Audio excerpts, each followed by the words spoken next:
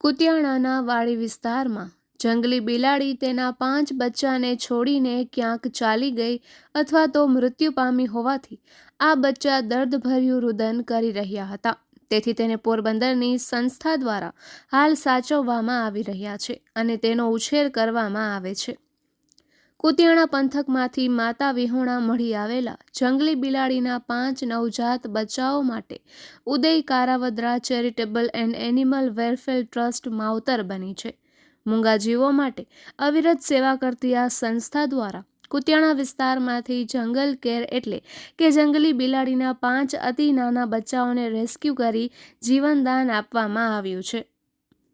ટ્રસ્ટને જાણકારી મળતા ટીમે તુરંત કુતિયાણા પહોંચીને તડપતા હાલમાં બચ્ચાઓનું રેસ્ક્યુ કર્યું હતું. બચ્ચાઓ અતિ નાના હોવાથી પોતાની જાતે ખાઈ પી શકતા ન હોવાથી હાલ તેને સિરિંજથી દૂધ પીવડાવવામાં આવે છે. બચ્ચાઓ માતા વિહોણા હોવાથી તેનો જીવ જોખમમાં હતો. તાત્કાલિક રેસ્ક્યુ કરીને ટ્રસ્ટના શેલ્ટર હોમ ખાતે લાવવામાં આવ્યા છે. હાલ નિષ્ણાંતોની દેખરેખ હેઠળ ખાસ કાળજી સાથે બોટલથી દૂધ અને પોષણ આપીને તેમનો ઉછેર કરવામાં આવી રહ્યો છે. જંગલ કેટ વન્યજીવ સંરક્ષણ કાયદા હેઠળ સંરક્ષિત છે. નિયમ મુજબ બચ્ચાઓ શિકાર કરતા શીખી જાય એટલે સ્વાવલંબી બને એટલે ફોરેસ્ટ ડિપાર્ટમેન્ટને જાણ કરી સુપરત કરવામાં આવશે. વન્યજીવના બચ્ચા એકલા દેખાય તો માતા આસપાસ જ હોય છે, તુરંત ઉપાડી લેવા નહીં. ઘાયલ કે નિરાધાર વન્યજીવ દેખાય તો ફોરેસ્ટ વિભાગ હેલ્પલાઇન અથવા ટ્રસ્ટનો સંપર્ક કરવો. સંરક્ષિત વન્યજીવને પકડવા કે રાખવા ગુનો છે. જાણકારી મળીએ તંત્રને સોંપવું ફરજિયાત છે. તેથી ક્યાંય પણ આ પ્રકારના બચ્ચા દેખાય તો તાત્કાલિક વન વિભાગનો સંપર્ક સાધવો જોઈએ તેમ જણાવાયું છે. નિપુલ પોપટ, પોરબંદર ટાઈમ્સ.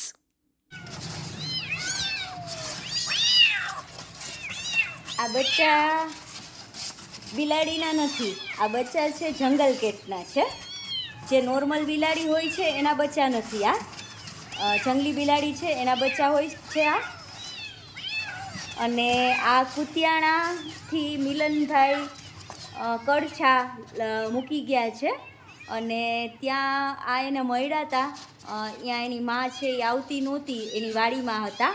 એટલે કદાચ એની માને ખબર નહીં શું થયું હોય, કોઈ એક્સિડન્ટ થઈ ગયું હોય અથવા તો કોઈ રીતે મરી ગઈ હોય. એટલે આ બચ્ચા છે એને ભાઈ છે એ અહીંયા મૂકી ગયા છે. અત્યારે અમે એને દૂધ પીવડાવીએ છીએ. જે કિટી સ્ટાર્ટ આવે છે એનું જ દૂધ છે એને પીવડાવીએ છીએ અત્યારે. આ ટબુડિયા છે એને ભૂખ બહુ જ લાગી છે અને એ આપણે જોવે એટલે આવી રીતે બોક્સમાંથી બહાર નીકળવાની કોશિશ કરે છે. અને દૂધ એને બહુ સરસ રીતે પીતા આવડે છે. એટલે દૂધ છે એ પી જ લે છે, બહુ મસ્ત રીતે દૂધ પી લે છે એ. અને અત્યારે અમે આને અહીંયા રાખ્યા છે, પણ અમે આને બહુ જલ્દી છે એ ફોરેસ્ટ ડિપાર્ટમેન્ટને સોંપી દેશું. કેમ કે આ જંગલ કેટ છે એટલે એને આપણે રાખી ના શકીએ. પણ આ નાના છે એટલે થોડીક એની કેર કરવી પડે છે.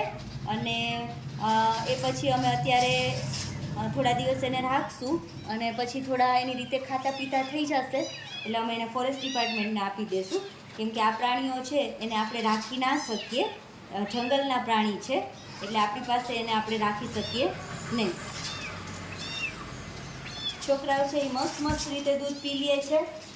અને જો જો જો જો આ છોકરાને જોવો,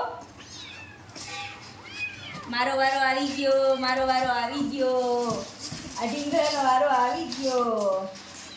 ગમે એમ તો આ બાળક છે, ભલે ગમે એવા જંગલી પ્રાણીના બચ્ચા હોય પણ હજી એનામાં કોઈ પણ મોટા પ્રાણી જેવા લક્ષણ નથી. નાના જેમ નાનું બાળક છે એવા જ આ બાળક છે, નાના નાના. હે ને દીકરા?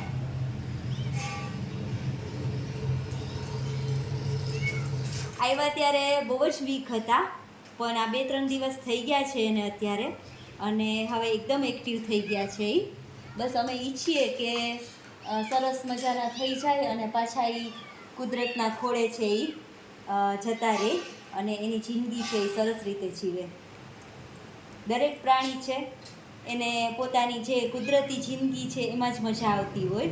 આપણે ભલે ગમે એવા એ ગમતા હોય પણ કોઈ પણ પ્રાણી છે એની કુદરતી જિંદગી છે એને ઈશ્વરે આપેલી છે, કુદરતે આપેલી છે એ જ જિંદગી છે એ એને ગમતી હોય છે. આલે આલે આલે દીકો દીકો માં દીકો દીકો છે દીકો. હા મોટા થઈ જશે ને દીકા, મોટા મોટા થઈ જશે અને પછી ક્યાં જશે? જંગલમાં. મારો જંગલનો રાજા છે આ.